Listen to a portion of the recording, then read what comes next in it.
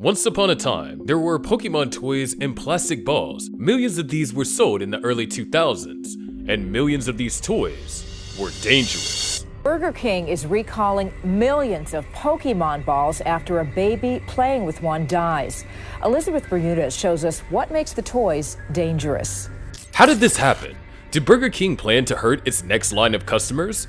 And what did it all have to do with Pokemon? An investigation that led us to a man who physically assaulted a cashier, the tragic death of a couple of toddlers, a ban on a popular franchise, and multiple lawsuits. In 1998, Nintendo released the first theatrical Pokemon film in Japan. It was a huge success. Nintendo had something. The next year, 1999, the film was set to be released in North America to reach a wider audience. So, to break into the Western market, they collaborated with one of the biggest food chains, Burger King, to promote the recently released Pokemon movie. Burger King offered 57 unique collectible toys, all in the shapes of Pokemon. They had light-up toys, keychains, beanbags, spinners, and squirters. The collecting frenzy in kids was so huge that Burger King held trading nights, where kids could swap out toys with other kids so they didn't have to order another meal. A stroke of marketing genius. The promotion was set to last for 8 weeks from early November through December of 1999. Their $10 million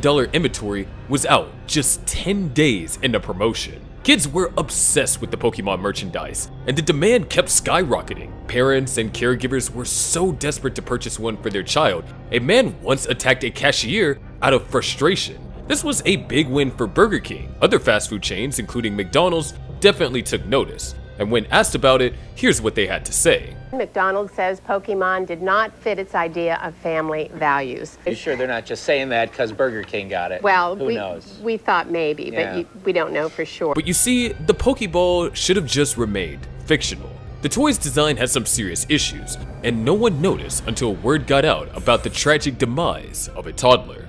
It is a cloudy day in North Carolina in 1999. Jill Ann Alto decided to take a shower. But before she did, she placed her 13-month-old toddler in her playpen. Just like every other parent with kids who had Pokemon fever, Jill had gotten the regular Burger King kids meal for her older children and just left it hanging around. No need to be worried. Little did she know that her youngest child, Kira Murphy, had picked up the ball and innocently placed one half of the capsule over her face. When she inhaled it, it unfortunately created a tight seal around her nose and mouth, causing her to suffocate. Jill was alarmed by her older daughters. They both found young Kira Murphy's body after running out of oxygen. When she found out what had happened, her heart sank. In reaction to this tragic incident, the local county sheriff quickly issued a statement, warning parents and guardians alike about the Pokeball. Word spread quickly. Parents were concerned for their kids, and this caught the attention of the Consumer Product Safety Committee. About 48 hours after the local county sheriff sent out this warning, the CPSC was back again to shut down the production of this deadly toy, as it had now been proven to be dangerous to kids, even after Burger King labeled it safe for kids of all ages. The CPSC made a formal request that the fast food giant recall all Pokeballs. In their defense, Burger King claimed that it would be unfair for them to be held accountable for this incident. To justify their claims, a spokeswoman informed the public that it was not concluded that the ball was the cause of death.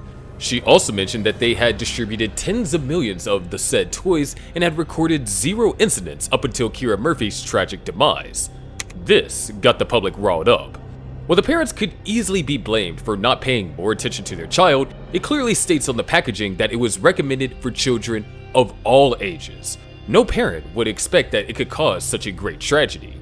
The toy's design was also indeed flawed. The tragedy could have been easily avoided if the Pokeball had a hinge that kept it together instead of separating it into 2 parts. Well, it didn't take long before Burger King's argument unraveled. An 18-month-old toddler suffered the same fate just 12 days later. The toddler placed the other half of the Pokeball above her nose and mouth, and it suffocated her. Fortunately, this time, her father was there to save her. For Burger King, a PR nightmare begins. In an attempt at damage control, Burger King recalled the capsules in conjunction with the CPSC. By that time, around 25 million of them had already been sold. They offered a redeemable free small order of french fries to incentivize buyers to return them. In the end, more than 500,000 capsules were returned to Burger King and 22.5 million of undistributed ones were destroyed. Burger King was pretty transparent about the reasons behind their recall campaign. An abundance of caution is not what they said at the press statement. Instead, they said consumers should immediately take the balls away from children under the age of 3. Consumers may continue to use Pokemon toy that came inside the ball. The headlines were rolling in, and they sound bad. The word hazard is everywhere. The company kept pushing its $1 million recall campaign.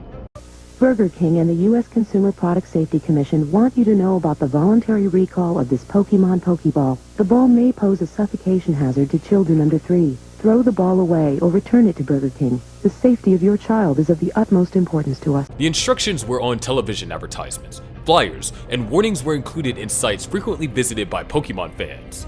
Still, another tragic incident happened to a 4-month-old boy in Indianapolis, Indiana.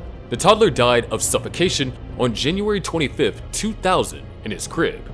In response to yet another toddler being asphyxiated by their toy, they invested even more money into their recall campaign, adding radio announcements to their long list of media outlets used to spread awareness. But that didn't stop the parents of Zach and Kira from suing Burger King, Nintendo, and the safety testing company for wrongful death. From what we know, they were heavily compensated, but the amount was never disclosed. All fingers were pointed at Burger King. They were at the forefront of all backlash and lawsuits. Pokemon managed to escape all the controversy. Just this time. But the outcome was different when a similar incident happened around this same time. In 1998, Hasbro released and distributed the popular Pokemon Power Bouncer Balls, clear rubber bouncing balls with Pokemon figures inside. These toys also came with serious issues. They were a choking hazard.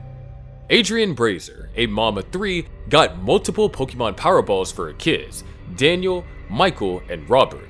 Robert was the youngest of all 3 sons. He was just 7 years old. On the 30th of January, Rob picked up one of these toys and put it in his mouth. As a child with autism, Rob often tended to explore objects by mouthing them, a common behavior associated with sensory processing differences. Unfortunately, he choked on this one. Rob panicked. He tried to get the attention of his siblings, and they tried to help, but they were only kids. They didn't know how to deal with such a terrifying situation. Things got worse. The ball lodged deep in his throat. At this stage, the brothers screamed to get the attention of their mom. Adrienne rushed down to perform the Heimlich maneuver, but this yielded no results. Still trying, she told Daniel to call the police and call out to the neighbors for help. The EMTs arrived as soon as they could and tried to save Rob, but to no avail. With no progress in sight, they rushed Rob to the emergency room, where doctors of Westchester Community Hospital tried to dislodge this toy from his throat. Sadly, they couldn't get it out. They all stood by and watched little Rob dying. After this incident, an article was published. Adrienne wanted to create awareness of the dangers of this toy. They blamed Hasbro for the flawed design of this toy, requesting that they stop distributing the toys and get them off the shelves as soon as possible. But Hasbro didn't comply. They accepted no responsibility for this incident and blamed the parents for not being watchful enough. In December, Adrienne and her husband, Kevin, filed a $100 million federal lawsuit against Hasbro, the manufacturers, and several toy stores. They claimed that the toy size was not up to the recommended standard and there weren't any labels that warned parents about the potential hazard of this toy. The lawsuit didn't give them their expected outcome. It went on till May of 2004 when the case was dismissed. The Pokemon craze is an unforgettable era. The anime was later banned in Turkey on October 20th of 2000 when a 4-year-old boy was hospitalized after attempting to mimic Pokemon characters by flying out of his 7th floor apartment. A month later, this incident repeated itself when a 7-year-old girl similarly fell 5 stories from her apartment. Both kids confessed to quote-unquote flying like a Pokemon. Parents panicked and Turkish officials pushed for a Pokemon ban. They planned to shut it down, but they couldn't. The ban on the anime only lasted a short while. Stations continued airing the show, and officials couldn't keep track of these numbers. We hope you enjoyed this video, and please like and subscribe for more.